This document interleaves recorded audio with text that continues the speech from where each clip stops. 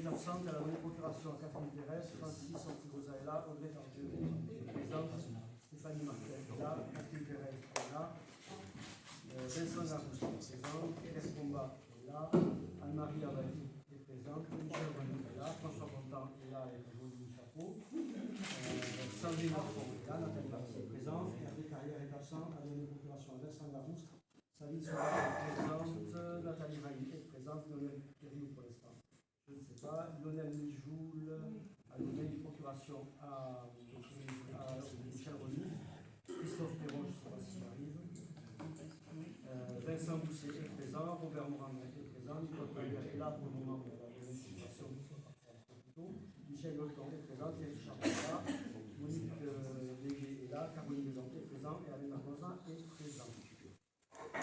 Comme vous le savez, ce soir, on n'a pas forcément choisi la date en fonction de la Coupe du Monde, mais ce soir, il y a un match de demi-finale, donc il y a beaucoup de personnes qui m'ont demandé à partir à 19h45, donc on essaiera de terminer le conseil au plus vite.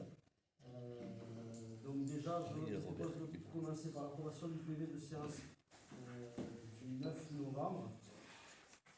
Secrétaire de séance, c'est Audrey Tardieu, si vous êtes d'accord. Donc par rapport au PV, donc on a eu des demandes de modification. Si vous en êtes d'accord pour aller plus vite, puisque ça a été envoyé à tout le monde, plutôt que de le lire, de donner directement la réponse, plutôt que de redire ce qui a été mis, et ça va gagner du temps. Ça a été par mail à tout le monde. Après, on peut distribuer pour ceux qui ne l'ont pas vu. On a des copies. On a prévu une copie.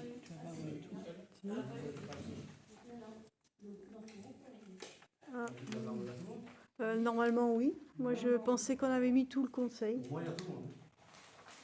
On a fait des copies. Attends, je vais vérifier. Voilà. Donc, si on peut aller à l'essentiel, donc dans les propositions de modification qui a été envoyées à tout le monde, je dirais qu'à nouveau, c'est des modifications mineures qui tiennent de la sémantique, donc je n'ai pas prévu de modifier le procès verbal. Donc, je proposerai qu'on l'adopte tel que. Ensuite, il m'a été demandé pour les prochains procès-verbaux de modifier la procédure et de modifier le timing. Je tiens à dire que pour les prochains conseils municipaux, nous envisageons, je l'ai déjà dit au dernier conseil, d'investir dans un procédé qui nous permettra de retranscrire l'ensemble des propos de tout le monde, une extension. On ne l'a pas fait, on aurait pu le faire déjà pour ce conseil. On n'a pas voulu faire de délibération modificative, puisque pour l'instant, l'exécution de notre budget est parfaite et en tout cas correspond à tout ce qu'on avait prévu, donc on n'a pas de nouvelles délibérations modificatives à faire. Voilà, donc je vous propose de voter pour ce procès verbal. Qui est contre? Qui s'abstiennent? Abstention.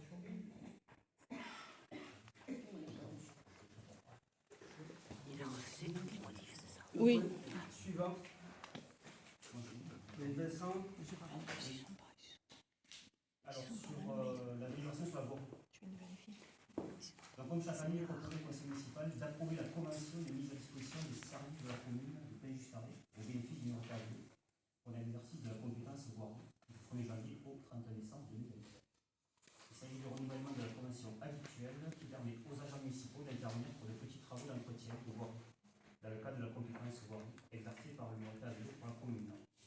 Ces prestations sont remboursées chaque année puis répercutées dans le bilan annuel d'exercice de la compétence. Il est donc proposé au Conseil d'approuver le terme du projet de convention de mise à disposition des services joints à la convention à leur convocation, qui sera signé entre le Nord-Tableau et la commune de Pays-Justaré, sur le fondement de l'article L51-422 du Code général des collectivités territoriales, ainsi que les annexes 1 et 2, en précisant que la convention entre la commune de Pays-Justaré et le Nord-Tableau sera conclue pour une durée d'1 an, soit du 1er janvier au 31 décembre 2023.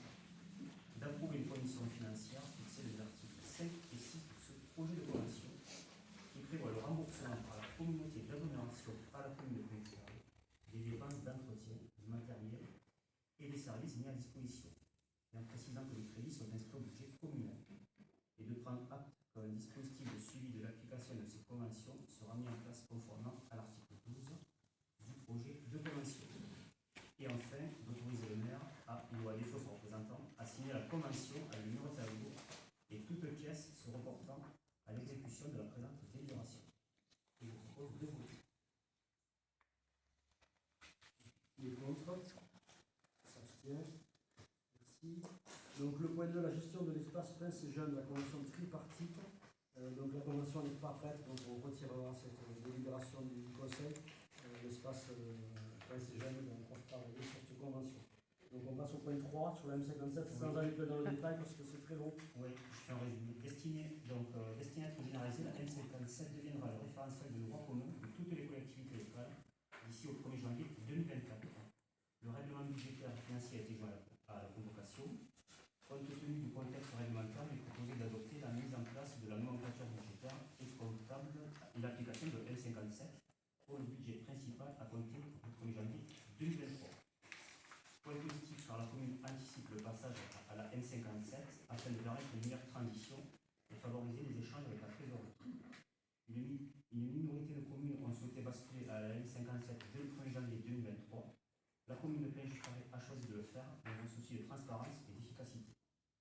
Concernant le point fixation du mode de gestion des amortissements et immobilisation à M57, on a une délibération spécifique qui sera prise, celle qui suivra.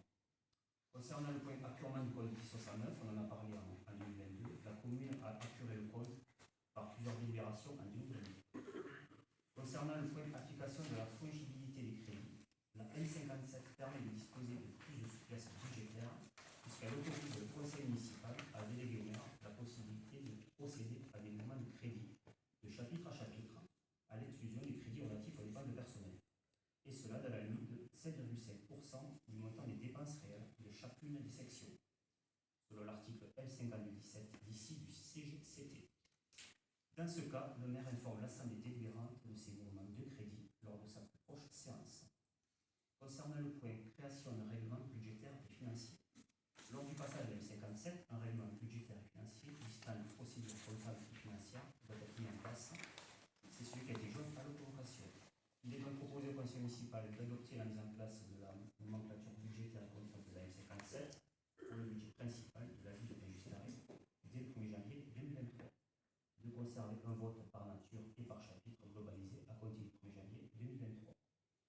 D'adopter le RVF, d'autoriser le maire à procéder à compter du 1er janvier 2023 à des mouvements de crédit de chapitre à chapitre à l'exclusion des crédits relatifs aux dépenses de personnel, et ce dans la limite de 7,5% des dépenses réelles de chacune des sections.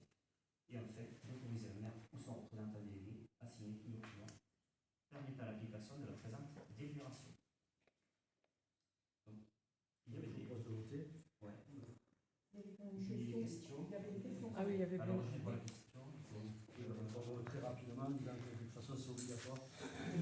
Non, mais ça ne pense pas de répondre à la question. Je lis la question. Je lis la. Non, ça répond ça. La M57 est un changement comptable technique et obligatoire à compter du 1er janvier 2024. C'est la démonstration d'une bonne gestion anticipée donnant la réglementation. Les modalités associées au passage de la M57 sont décrites dans la note jointe à la convocation. Gestion des immobilisations, je l'ai déjà dit, on aura lieu une délibération spécifique qui sera votée au point suivant. Apurement du compte 1069, déjà fait par délibération en 2022. Fongibilité des crédits, expliqué lors de la présentation de la délibération. Adoption du RVF, joint à la convocation. Les deux premières font l'objet d'une délibération spécifique. Les deux dernières sont votées dans la présente délibération, donc la numéro 3. Les crédits sont classés et votés par chapitre, par exemple 011, charge de caractère général, ou 66, charge financière. Un mouvement du chapitre à chapitre consiste par exemple à transférer les crédits du chapitre des dépenses prévues au chapitre 66 pour ajuster les intérêts pour nous en échu sur un prêt souscrit en cours d'année. Les sections sont le fonctionnement et l'investissement. Concernant la question sur le calendrier budgétaire, il est réglementaire et respecte le texte. Il respectera le RDF qui est présenté dans la présente délibération. Il présente l'avantage de connaître les CA, donc les résultats, avant le budget. Les données nécessaires à l'élaboration du budget sont pour certains disponibles tardivement, notamment les dotations notifiées leur fin mars, ce qui conduit à choisir un vote en fin de période, donc avant le 15 avril. Il serait possible de voter plus tôt, mais cela conduirait à un budget provisoire et à faire un réajustement plus important du budget au second trimestre, après obtention de toutes les données. La délibération d'ouverture du crédit avant le vote à échelon du projet de permettre l'exécution partielle du budget sur cette période d'avant-vote. On a répondu aux questions. Je propose de Quel est le montant des lignes dans le lequel on peut transférer. Les transferts de... Ah, d'accord. Pour le point D. Quand on change de ligne, les 7,5%, Oui. c'est des montants de combien qui peuvent changer d'affectation? 7,5%. Oui, mais d'approximativement quelle somme? On va le CA, je ne sais pas ce que je dis. C'est des enveloppes de 10 000 euros, de 100 000 euros, de 5 000 euros. Enfin, des sommes d'argent. C'est-à-dire, quand vous faites un transfert, c'est des 5 000 euros, 10 000 euros, 1 million, enfin, j'ai dit n'importe quoi. J'ai pas le. Je Je sais sais pas, pas, la- c'est un la- pourcentage. Hors section, je ne saurais pas dire, hors section de personnel, le budget il doit y avoir environ 2 millions d'euros, donc 7,5% de 2 millions d'euros potentiellement. Puisque le crédit des personnels, enfin, de la paye est exclu du mouvement, donc c'est le reste de la section fonctionnelle, de la section d'investissement, puisque c'est possible dans les deux sections. Mais là, l'article D, d'après ce que tu as expliqué, c'est ce qu'on vote aujourd'hui et pas parce qu'il y aura des décisions pour les qui vont venir, si j'ai bien compris. Pour les deux autres, ça n'a pas été super clair ce que tu avais dit Non, là. c'est la suivante, c'est celle d'après, c'est sur des. Laquelle on va les voter en direct ici. Tu as dit qu'il y en avait deux. Oui, il y a les deux à voter. On vote les deux, en fait. Alors c'est lequel Gestion des inondations, on ne vote pas, c'est celle d'après. Appurement, on a déjà voté, donc on vote fongibilité des crédits et adoption du RDF. aujourd'hui quoi. Ouais, enfin dans la 3 et dans la 4, on vote Oui, les d'accord. immobilisations. Oui, ça d'accord. La distance sur la 3, on La vote. 3, on vote fongibilité des crédits et adoption du RDF, qui est joint à la convocation.